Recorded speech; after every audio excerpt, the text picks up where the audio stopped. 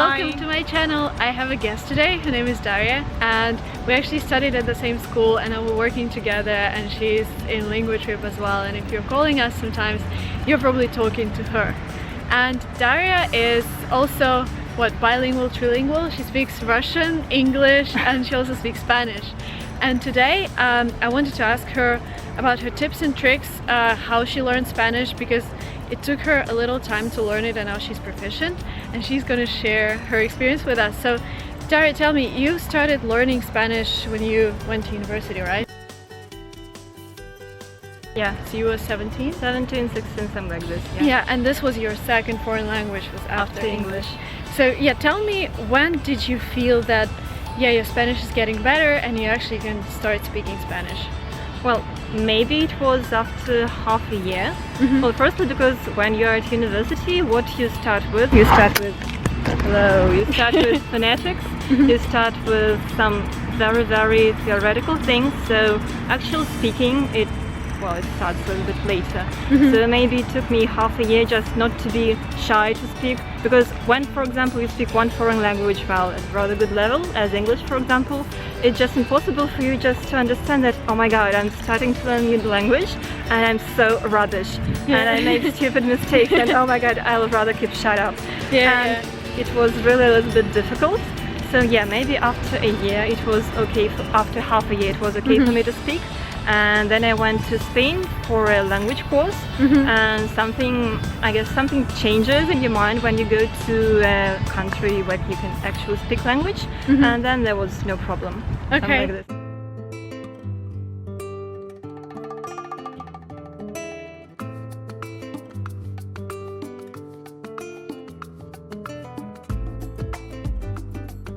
So you learned Spanish for a year and then you realized you wouldn't be able to improve it before you go somewhere? Well, I had an experience of a language exchange program with English, and I really remember that something really changes in your head when you start being in an environment where everybody speaks English. So I decided that maybe that will be the same thing with Spanish as well. And so me and my friends, my group mates, we decided to go to Spain just to improve our Spanish, have a small holiday, and break this, I don't know, barrier or how to call it. And it helped actually. So what, you took like three-week course? Yeah, it was something like a 3-week course. Well, not much actually, but it really helped, because on the third day you realize that you're not translating just from Russian into Spanish in your head, but you actually talk like just a normal human being. And yeah, when you're surrounded by people who speak Spanish, you just think a little bit in a different way, and it really helped. Well, from the third day it was just okay. So when you came back, what did you do to improve your language? Was it just university? Well, it was university, and it was as well watching movies in Spanish, watching serials, reading books as well. And a great tip was watching Euronews, because Euronews has a very nice thing. So they have the website in all the languages possible. So what I did, I watched it in Spanish, then I read just the Spanish transcript, and if there were some things I didn't understand, so I could just put on the Russian version, and that's it. Yeah, I think many people who think that the news produced by their own country are somehow biased, or express a different point of view. You can just watch news in another language. Yeah, cool. And could you recommend any films that you watched? Well, actually I wrote some of my university works on movies. I watched lots of, but in Russia we have, that's not about Russia, you won't be able to Google it well. I like the movie Azuloscurocasinegro. What else? You can just Google the film director. I really don't remember who is that. And so you'll find lots of movies he made, and so that's it. But we'll post it below. The most perfect way, exactly. For example, if you have some movie that was already translated into your native language, so if you watched it in your native language, you can just watch it in Spanish as well. I mean, if it was Spanish originally. And also, like, some people find it easier to watch, like, if you're American and you have an American film translated into Spanish, the translation will be easier because they would use like American idioms, American phrases translated into Spanish. And maybe just try, you know, any TV series that you watch right now, try and watch them in Spanish. And because the culture would be familiar, I think it would be easier to understand. Or you can watch, well, Spanish serials as well. They are, well, not so maybe nice as American ones, but so they're, what did I watch? So the website is Telefinco. That's just the Spanish channel. Yeah, they have lots of serials, so you can just choose what you want. And Antenna 3, I guess. Yeah, something like this. So you can just Google it and download or watch online. And there are just many torrent trackers. Is it legal to say it? I don't think so. Cut it out. Okay, so you can just download that. Okay. Okay, yeah, you know how.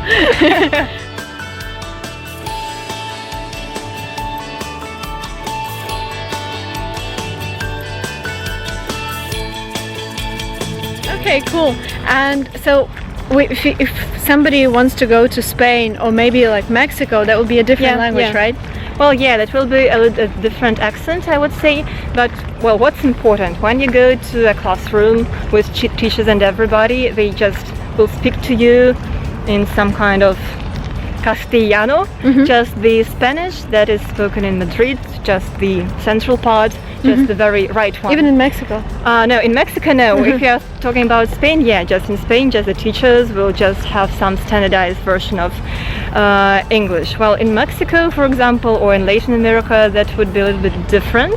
They will obviously have their own, not only accent, but the version of language. Well, when I worked with Spanish language, I was translating I don't remember the country, it was some serial from Latin America, and sometimes there were words just like, what the hell is that? I asked even my friend from Spain, and they were just, hello, I have a problem with my work, just can you help me, what does it mean? And I said, I have no idea. Just Google it, please. Yeah, so maybe there is some difference between Spanish in Spain and Spanish in Latin America, but it's not great. If you want to improve your language, just some skills, just some vocabulary, choose any destination you like. Because, for example, if you're in Europe, of course it will be easier for you to go to Spain. If you are in just some other part of the world, maybe Latin America will be better, but that's really no difference. Yeah, if you're in the States, go to Miami.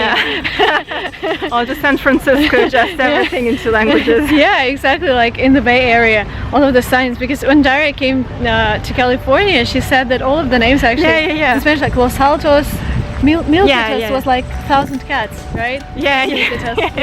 So all the names were just filled because it was the part that spoke Spanish. But what really surprised me, that, for example, you see some, I don't know, even in shops, you saw just writings in Spanish, and I said, Yeah, like in Spanish districts. Yeah, just go out and practice. You don't even have to travel. Yeah, but also if you want to learn standardized Spanish, that have to be a proper language school somewhere, like in Mexico or in Spain, and then you go out and you actually experience real language. Yeah. That's even better because, well, in the classroom you have just classes, just very standard language, just really very standard, really. And when you go out, when you go to the street, your brain just starts to work in a different manner. That's a good practice.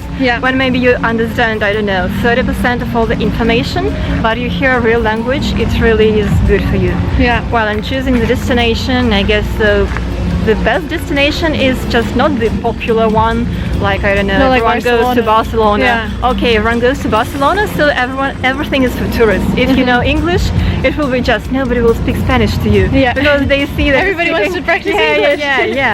And so it's better to go to some not very remote places, but just not so popular in your country. Because the best way to practice Spanish is to practice it without, well, people who speak your language. Because when you meet people who speak your language, so it's just impossible not to talk to them. Exactly. So choose not a very popular destination, and that will be okay. And did you stay with a host family? No, I stayed in the flat share and in a residence.